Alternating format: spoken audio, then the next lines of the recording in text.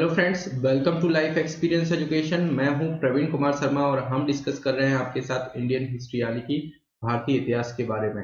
इसको हमने 3 पार्ट में डिवाइड किया है। फर्स्ट पार्ट था हमारा एंशिएंट इंडिया, सेकंड था मेडिवल एंड थर्ड है मॉडर्न इंडिया यानी कि प्राचीन भारत, मध्यकालीन भारत और आधुनिक भारत। इसमें हमने प्राचीन और मध्यकालीन भारत को आपके साथ क्वेश्चंस के थ्रू डिस्कस कर चुके हैं और अब हम बढ़े हैं आधुनिक भारत की तरफ यानी कि मॉडर्न इंडिया की तरफ। इसमें भी हम गांधीयन फेज का पार्ट 9 आपके साथ डिस्कस कर रहे हैं। इसके बाद हमारे कुछ मिसलेनियस क्वेश्चंस को हम डिस्कस करेंगे और इसके साथ हमारी इंडियन हिस्ट्री कंप्लीट हो जाएगी। क्वेश्चंस के थ्रू लगभग 500 क्वेश्चन इसमें हम कंप्लीट करने वाले हैं। ये हमारा लेक्चर नंबर 46 है। इसके पहले 45th लेक्चर तक हम आपके साथ डिस्कस कर चुके हैं। यदि अभी तक आपने इनको नहीं देखा है तो जाकर जरूर देखें। जो आने वाली एग्जाम्स हैं आरआरबीज और एसएससीज की, उसमें आपको काफी इनमें हेल्प मिलेगी। जो हमारी लेक्चर सीरीज है इंग्लिश और हिंदी दोनों ही लैंग्वेज में रहती है। तो आइए स्टार्ट करते हैं लेक्चर को बिना किसी देरी के क्वेश्चन नंबर फर्स्ट के साथ। The Muslim League first give the call for a separate state of Pakistan in, यानी कि मुस्लिम लीग में पहली बार पाकिस्तान की एक अलग राज्य के लिए कॉल किया गया था। तो पहली बार कब नाम लिया गया था? पहली बार लिया गया था नाम पाकिस्तान का 1940 में, यानी कि बी इसका हो जाएगा करेक्ट आंसर।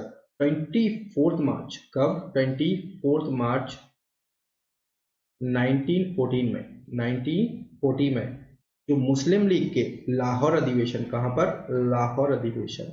लाहौर अधिवेशन में अध्यक्षता करते हुए किसने? मोहम्मद अली जिन्ना। इनका नाम बहुत ही इंपॉर्टेंट है पाकिस्तान के पॉइंट ऑफ व्यू से। मोहम्मद अली जिन्ना ने भारत से अलग मुस्लिम राष्ट्र पाकिस्तान की मांग की थी। पाकिस्तान की मांग की थी मुस्लिम लीग के 1940 ईस्वी के दिल्ली अधिवेशन में जो अध्यक्षता की थी अल्लाह बख्श ने। उन्होंने खलीफ उस्मान ने पाकिस्तान नाम से अलग राष्ट्र का प्रस्ताव रखा था। तो ये आपको याद रखना है। 24 मार्च 1940 में जो लाहौर अधिवेशन हुआ था उसमें मोहम्मद अली जिन्ना ने क्या किया था? मुस्लिम राष्ट्र का अलग से मुस्लिम राष्ट्र को पाकिस्तान की मांग इसमें की थी। तो बी इसका है करेक्ट आंसर। नेक्स्ट क्वेश्चन है, who was the first Indian women to preside over the Indian National Congress, यानी कि भारतीय राष्ट्रीय कांग्रेस की अध्यक्षता करने वाली पहली भारतीय महिला कौन थी? तो पहली भारतीय महिला पूछा जाए तो सरोजिनी नायडू है और पहली महिला पूछा जाए तो ये कौन है? Annie Besant. तो ए इस क्वेश्चन का है करेक्ट आंसर। तो इन दोनों से ही क्वेश्चन बनता है। सरोजिनी नायडू जो कि पहली भारतीय महिला हैं और इन्होंने 1925 का जो अधिवेशन हुआ था इंडियन नेशनल कांग्रेस का, कहां पर हुआ था? ये भी पूछा जाता है। कानपुर में ये अधिवेशन हुआ था जिसमें कि सरोजिनी नायडू ने अध्यक्षता की थी। और वहीं पहली महिला अध्यक्ष के बारे में पूछा जाए तो ये है एनी बेसेंट और इन्होंने 1917 ईडी में, ईस्वी में, कहां पर? कलकत्ता अधिवेशन में अध्यक्षता की थी। फर्स्ट वुमेन प्रेसिडेंट बनी थी एनी बेसेंट और फर्स्ट इंडियन वुमेन प्रेसिडेंट बनी थी सरोजिनी नायडू। तो इंपॉर्टेंट क्वेश्चन है, कई बार क्वेश्चन एग्जाम में पूछा गया है। ए इसका है करेक्ट आंसर। नेक्स्ट क्वेश्चन है, Montagu Chelmsford reform provided for, यानी कि मॉन्टेग्यू चेम्सफोर्ड सुधार के लिए प्रदान करता है। तो मॉन्टेग्यू चेम्सफोर्ड सुधार या रिफॉर्म्स इसको कहा जाता है। ये कब आया है? जो गवर्नमेंट ऑफ इंडिया एक्ट आता है कब? 1919 में। इसमें मॉन्टेग्यू चेम्सफोर्ड सुधार आता है और केंद्र में द्विसदनात्मक विधायिका की स्थापना होती है। कौन कौन से? एक तो राज्य परिषद होगा और सेकंड होगा केंद्रीय विधानसभा। वहीं बात करें जो प्रोविंशियली स्टेट होंगी, प्रोविंसेस होंगे, उन्होंने डायरची लागू की गई। डायरची यानी कि प्रांतों में द्वैध शासन प्रणाली का प्रवर्तन किया गया और इसका जो लियोन कार्टस है, कल हमने इनके बारे में बात की थी, लियोन कार्टस, इनको जनक कहा जाता है द्वैध शासन प्रणाली का। तो इतना कुछ इससे रिलेटेड याद रखना है। साथ ही में यदि हम बात करें जो डायरकी है, द्विशासनात्मक है, ये कब आया था? इसी में एक क्वेश्चन बनता है। तो कब ऐड हुआ था? गवर्नमेंट ऑफ इंडिया एक्ट 1919 में ये ऐड होता है। तो जो मॉन्टेग्यू चेम्सफोर्ड सुधार है, रिफॉर्म है, ये डायर की, तो ए इसका हो जाएगा करेक्ट आंसर। नेक्स्ट क्वेश्चन है, हु गेव द स्लोगन जय हिंद, यानी कि जय हिंद का नारा किसके द्वारा दिया गया था? तो जय हिंद का नारा दिया गया है सुभाष चंद्र बोस जी के द्वारा, तो सी इसका है करेक्ट आंसर। वहीं बात करें हम 1934 में एक नारा दिया गया था किसके द्वारा? जय जवान जय किसान, लाल बहादुर शास्त्री के द्वारा। जय जवान जय किसान किसके द्वारा? लाल बहादुर शास्त्री जी के द्वारा।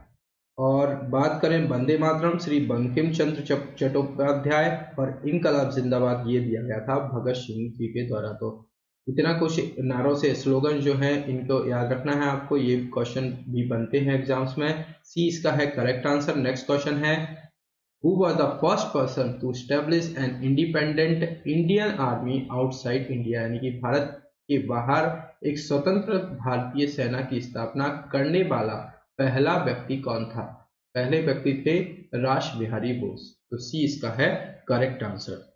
नेक्स्ट क्वेश्चन की तरफ बढ़ते हैं, who was known as the Frontier Gandhi, यानी कि सीमांत गांधी किसको कहा जाता है? किसके नाम से जाना जाता है? सीमांत गांधी या फ्रंटियर गांधी, ये जाना जाता है अब्दुल गफ्फार खान को। तो ए इसका है करेक्ट आंसर। अब्दुल गफ्फार खान, इनको भारत रत्न से भी नवाजा गया है। पाकिस्तानी हैं ये, मतलब पाकिस्तान में चले गए थे डिवीजन के बाद, तो और इनको क्या कहा जाता है? इनको कहा जाता है फ्रंटियर गांधी। तो ए इसका है करेक्ट आंसर। नेक्स्ट क्वेश्चन है, when was the Azad Hind फौज फॉर्म्ड, यानी कि आजाद हिंद फौज का गठन कब हुआ था? तो जो आजाद हिंद फौज है इसके बारे में हम डिस्कशन करें तो आजाद हिंद फौज की स्थापना का विचार सर्वप्रथम किसको जाता है? कैप्टन मोहन सिंह के मन में आया था। किसको जाता है इसका? कैप्टन मोहन सिंह, मोहन सिंह। और वहीं इसके बारे में आगे चले तो आजाद हिंद फौज की स्थापना, डिवीजन का गठन 1 सितंबर 1942, यानी कि 20 का हो जाएगा correct answer, captain Mohan Singh के द्वारा किया गया, परंतु वह असफल रहा। और आजाद हिंद फौज का सफलतापूर्वक स्थापना का श्रेय किसको जाता है? रास बिहारी बोस, रास बिहारी बोस को जाता है। अभी हमने बात की थी कि किसने इंडिया के बाहर सेना को तैयार किया था, तो रास बिहारी बोस हैं। साथ ही में अक्टूबर 1943 में सुभाष चंद्र बोस को आजाद हिंद फौज का सर्वोच्च सेनापति बनाया गया था। और आजाद हिंद फौज के 3 ब्रिगेडों के नाम सुभाष ब्रिगेड, गांधी ब्रिगेड एवं नेहरू ब्रिगेड, एवं महिलाओं के ब्रिगेड का नाम लक्ष्मीबाई रेजिमेंट था। ये भी आपको याद रखना है। आजाद हिंद फौज का झंडा जो है कांग्रेस के तिरंगे झंडे की भांति था, जिस पर दहाड़ते हुए शेर का चिन्ह भी था। साथ ही में 8 नवंबर 1943 को जापान ने अंडमान और निकोबार द्वीप सुभाष चंद्र बोस को सौंप दिए और नेताजी ने इनका नाम क्रमशः क्या क्या रखा था? शहीद द्वीप, शहीद द्वीप एंड स्वराज द्वीप, स्वराज द्वीप इनको नाम दिए गए थे अंडमान एंड निकोबार में। साथ ही में जो टोक्यो जाते हुए फॉर्मूसा द्वीप के बाद अचानक हवाई जहाज में आग लग जाने से सुभाष चंद्र बोस, जो कि 18 अगस्त 1945, कब? 18 अगस्त 1945 को मारे गए, परंतु इस दुर्घटना को अभी तक प्रमाणित नहीं माना गया है। और इनका जन्म कब हुआ था? 23 जनवरी 1897 ईस्वी को उड़ीसा में इनका जन्म हुआ था। आजाद हिंद फौज के गिरफ्तार अधिकारी पी.के. सहगल, कर्नल गुरुदयाल ढिल्लन एवं मेजर शाहनवाज खां पर राजद्रोह का आरोप लगाकर दिल्ली के लाल किले पर नवंबर 1945 ईस्वी में मुकदमा चलाया गया और जो वायसराय थे इन्होंने इनकी सजा माफ कर दी थी। साथ ही में आजाद हिंद फौज के अभियुक्तों की तरफ से तेज बहादुर, सप्रू, जवाहरलाल नेहरू, भोला भाई देसाई नेतृत्व एवं के.एन. काटजू ने पैरवी की थी। तो इसके बारे में, जो आजाद हिंद फौज के बारे में, ये सब आपको याद रखना है। डी इस क्वेश्चन का है करेक्ट आंसर। नेक्स्ट क्वेश्चन है, who was called the iron man of India, यानी कि किसे भारत का लौह पुरुष कहा जाता था?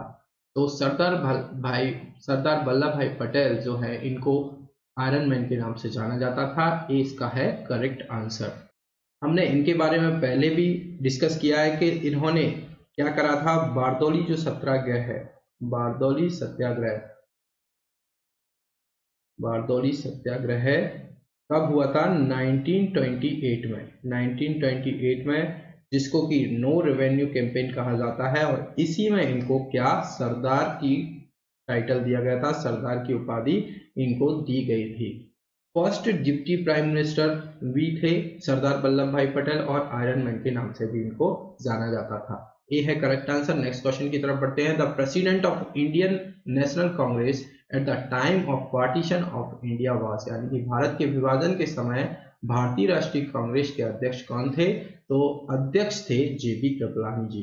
तो बी इसका है करेक्ट आंसर। सबसे लॉन्ग पीरियड रहा है इनके अध्यक्षता का, प्रेसिडेंट पद का, तो बी है करेक्ट आंसर। ये जो 1946 में, 1946 में मेरठ अधिवेशन हुआ था, मेरठ अधिवेशन हुआ था, इस टाइम पर ये प्रेसिडेंट बने थे, और इंडिपेंडेंट तक ये प्रेसिडेंट ये ही रहे थे। तो बी इसका है करेक्ट आंसर। नेक्स्ट है, who wrote the book the story of the integration of Indian states, यानी कि the integration of the Indian states कहानी किसने लिखी है? तो ये कहानी लिखी गई थी बीपी मेनन के द्वारा। तो डी इसका है करेक्ट आंसर। ये आज की सीरीज का हमारा लास्ट क्वेश्चन है। लेक्चर आपको पसंद आए तो लाइक और शेयर जरूर कीजिए अपने फ्रेंड्स के साथ, और लाइफ एक्सपीरियंस एजुकेशन के साथ जुड़ने के लिए चैनल को सब्सक्राइब भी कीजिए। Thank you.